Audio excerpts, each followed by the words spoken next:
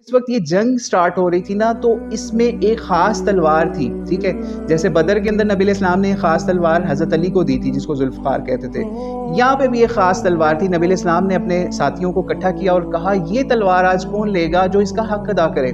تو سب لوگ سہم گئے کہ حق ادا کرنے کا کیا مقصد ہے جو نبی علیہ السلام نے یہ بات کر دی۔ تو ابو دجانہ بہت پاورفل، دلیر اور بہت زبردست فائٹر صحابی تھے۔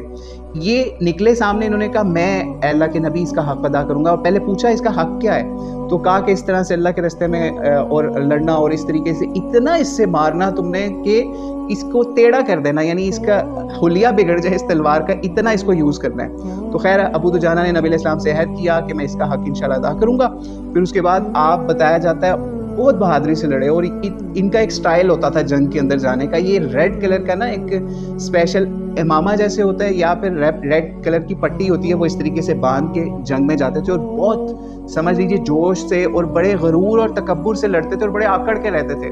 بلکہ جب نبی علیہ السلام نے ان کو اس طریقے سے جب تلوار دی تو یہ بڑے آکڑ کے یا بڑے غرور اور تکبر سے چل رہے تھے، ٹھیک ہے؟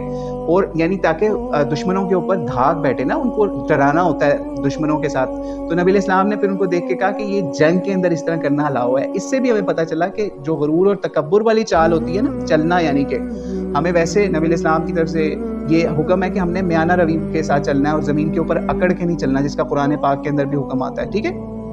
تو لیکن جنگ کے اندر وہ حکم الٹ ہے کہ آپ چل سکتے ہیں، آپ کو الاؤڈ ہے، تاکہ آپ کے سامنے جو کفار ہیں جن سے آپ کا مقابلہ ہو رہا ہے ان کو آپ ڈرائیں۔